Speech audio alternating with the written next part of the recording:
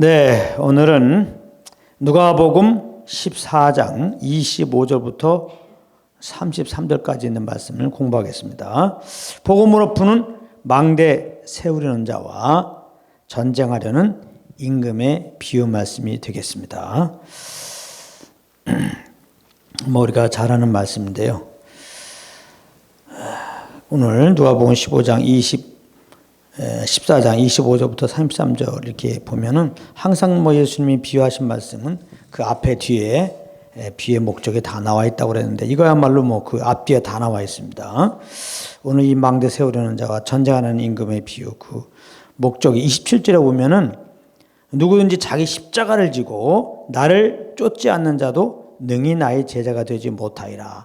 아예 분명히 말씀하고 있어요. 그러니까 주님의 제자가 되려면은 자기 십자가를 지고 이제 주님을 쫓아야 된다. 그러니까 자기 십자가를 지지 않으면은 제자가 되지 못한다. 그러니까 주님의 제자가 되고자 한다면 십자가를 질 준비를 해야 된다. 자기 십자가를 질 준비를 해야 된다. 그런 말이죠. 33절에 또 이제 마지막 끝에 보면은 33절에 이와 같이 너희 중에 누구든지 자기의 모든 소유를 버리지 아니하면 능히 내 제자가 되지 못하리라. 여기서도 보면은 주님의 제자가 되려면은 자기의 모든 소유를 버려야 한다.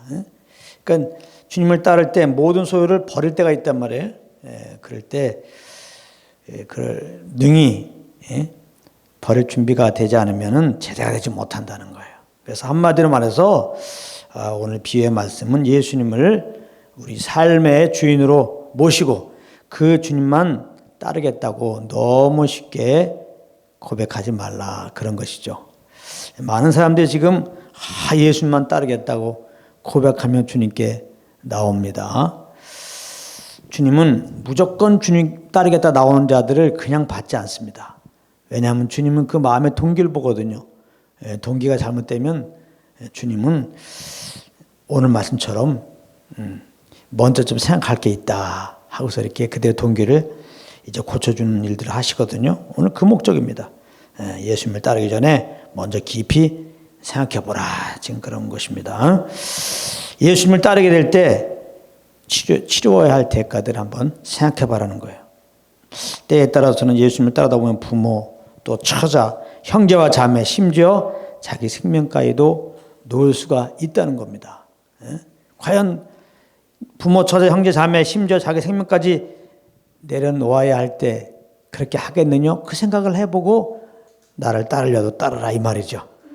26절에 바로 그겁니다. 물은 내게 오는 자가 자기 부모와 처자와 형제와 자매와 자기 목숨까지 미워하지 아니하면 능히 나의 제자가 되지 못하고 그랬습니다. 여기 또 해석을 잘해야 됩니다. 미워하라 그랬다고? 이거 주님이 언제는 그냥 서로 사랑하라고 그러고 부모를 공경하라고 그러고 이렇게 말해놓고 여기 보면 형제와 자매와 해서 부모 처자만 미워하지 않냐고 그랬는데 덜 사랑하지 않으면 덜 사랑하라 이제 그런 말입니다. 미워하다는 게 그러니까 주님만 우선으로 살아가는 거예요. 주님만 살아가는 거예요. 그러면 그 주님께서는 어떻게 해요? 부모 처자 형제 자매 사랑하라고 그랬죠. 주님이 날 사랑하는 사랑으로 사랑하게 되는 것이죠. 그러므로 우리는 나를 먼저 사랑한 그 주님의 사랑을 알고 그 주님을 사랑하며 우리는 사랑하는 자입니다. 그렇게 되면 부모, 처자, 형제, 자매를 사랑하게 돼 있어요. 그러니까 이것도 오해해가지고 주님을 따르려면 형제, 자매를 막 미워해야 되는구나, 막 무시해야 되는구나, 돌볼 필요도 없구나. 난 주님을 위해서 안 돌봐. 그렇게 하면 안 되는 겁니다. 오늘 이 비유의 배경 말씀이 그래서 중요한데요. 25절에 보면 허다한 무리가 함께 갈 때 예수께서 돌이켜서 이르시되 그랬거든요. 허다한 무리가. 예수님이 공생을 시작하고 십자가에 지기 전까지는 많은 무리가 항상 따랐습니다. 근데 이렇게 많은 무리가 이제 예수님을 이렇게 따를 때 그들의 동기가 사실은 대부분 잘못되었습니다. 예수님의 제자들까지 예수님을 따르는 동기가 좀 잘못되었어요. 예수님이 사역할 당시에 대부분의 사람들은 메시아를 굉장히 기다렸습니다. 근데 그 이유가 가만히 들여다보면 이게 죄에서 구원하시는 그 메시아를 기다리는 게 아니라 너무 그들의 삶이 지금 어렵다 이 말이에요. 특히 로마의 속국에 있어가지고 굉장히 어려워요. 그래서 메시아를 어떤 메시아를 기다리냐면 이 로마 속국에서 좀 해방할 그런 정적인 메시아, 그런 메시아를 대부분 기다렸단 말이에요. 모든 이제 예수님 당시에 백성들이 그랬고 또 예수님 당시에 뭐 예수님 많은 이적과 표적을 이제 일으키고 막 그러니까 그 소문나고 해서 이제 조금 더 예수님을 가까이 따랐던 그런 많은 무리들이 있겠죠.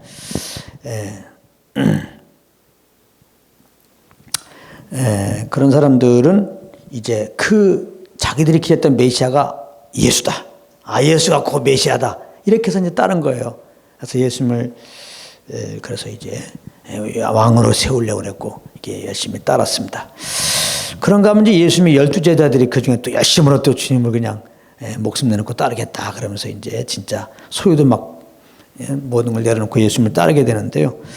그 예수님의 12제자들도 가만히 그 속을 들여다보면은 물론 죄에서 구원하시는 예수님이 그 메시아다 이런 것도 있지만 또 한편에는 보면은 이제 예수님이 로마 제국을 물칠 뿐만 아니라 그럼 왕위에 딱 오르면은 그걸 생각한 거야. 내가 예수님 이렇게 잘 따르게 되면 겨우 예수님이 로마 제국을 무너뜨리고 왕에 오를 때 이왕이면 예수님 따랐던 우리들을 이렇게 한자리 해줄 거 아니냐? 이런 이제 동기가 그런 게 있단 말이에요. 자기 입신양면의 목적으로 예수님을 따르는 거죠.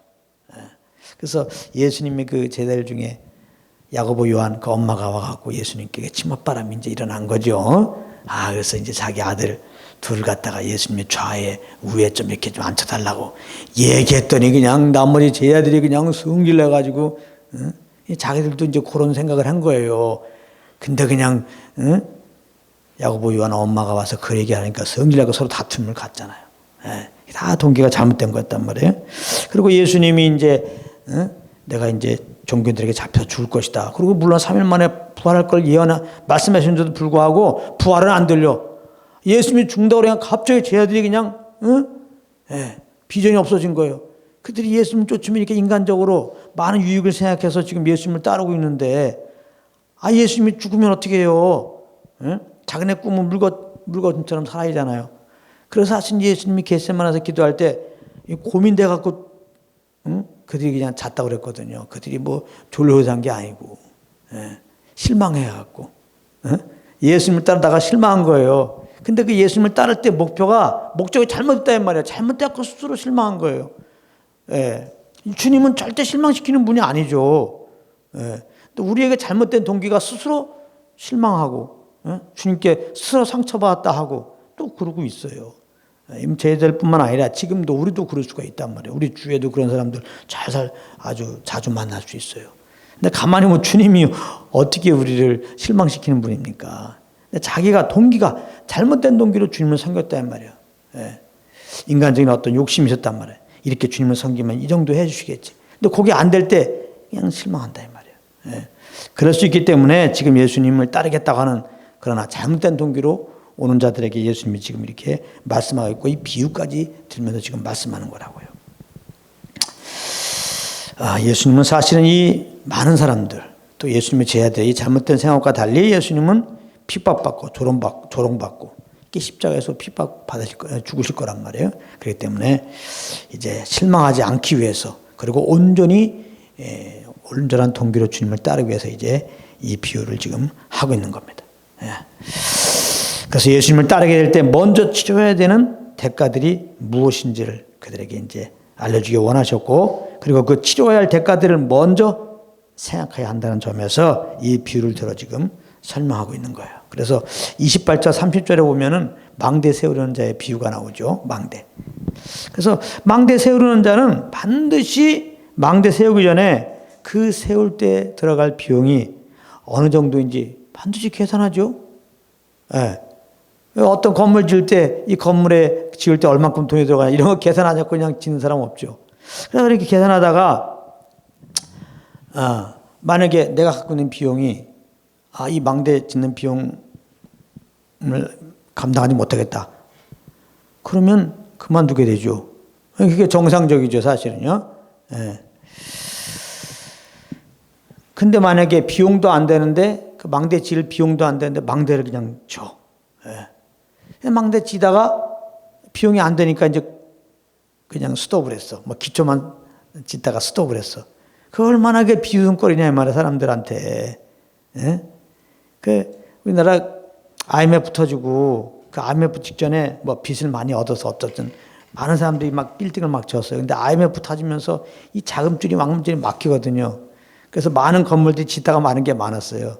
그 중에 하나가 진짜 저 경인고속도로 끝에 가면은 그 하나의 건물이 있었어요. 그냥 골경만 이렇게 세워 오래돼갖고 막 녹이 슬었어요. 그러니까 지나갈 때마다 이 말씀했어요. 그 비용도 없는 게 그냥 꾸어서 하려다가 IMF 맞았고 돈도 못 꾸고 그냥 앙상하게 그러니까 폐허에 있는 건물처럼 말이죠. 그 짓다 말아가지고 녹슬어 갖고 이제는 철골 막 이렇게 있는 거 있단 말이에요. 그 비웃음거리가 되는 거 아니에요. 그러니까 생각을 해야 한다. 망대 짓기 전에 이제 비용이 얼마나 들어가느냐 이거 생각을 해야 한단 말이에요. 생각하란 말이야.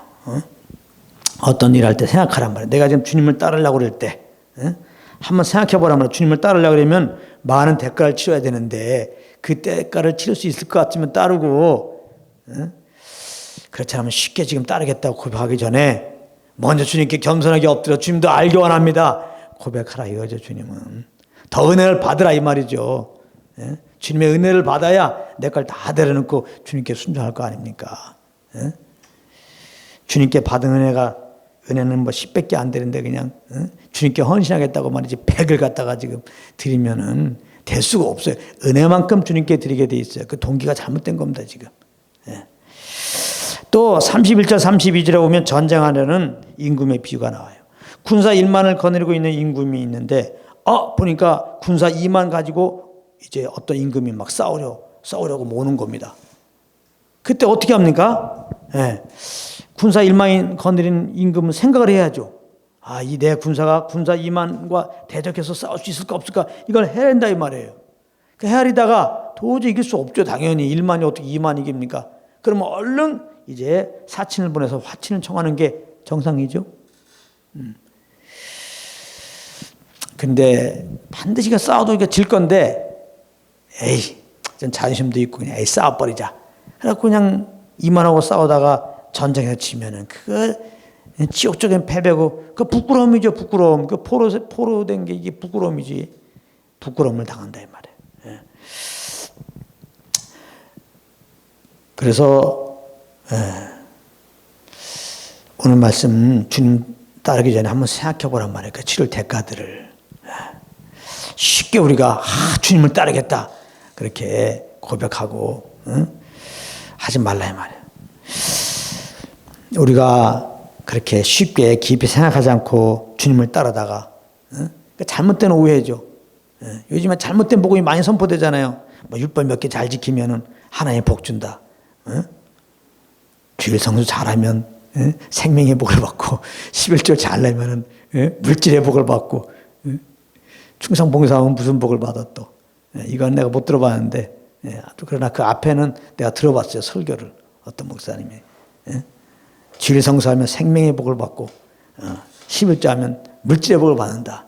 물론 주님의 은혜에 감사함으로 이렇게 주일날 정말 지키면서 나와서 정말 주님께 감사 예배를 드리려고 주일날 귀하게 딱 정해갖고 하는 거 그건 아멘입니다.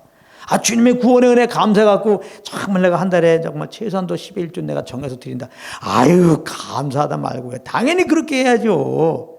그러나 이런 게 아니고 주님의 은혜에 감사해서 그런 게 아니라 이 목사님이 잘못된 설교처럼 복 받으려고 뭔가 이때서 내가 장수하는 복을 받으려고 뭔가 물질을 좀 내가 많이 얻으려고 물질의 복을 받으려고 하나님께 딜을 하기 위해서 이렇게 뭐 율법을 지키고 뭐 11조를 하고 뭐 충성봉사하는 것은 맞는 게 아니에요.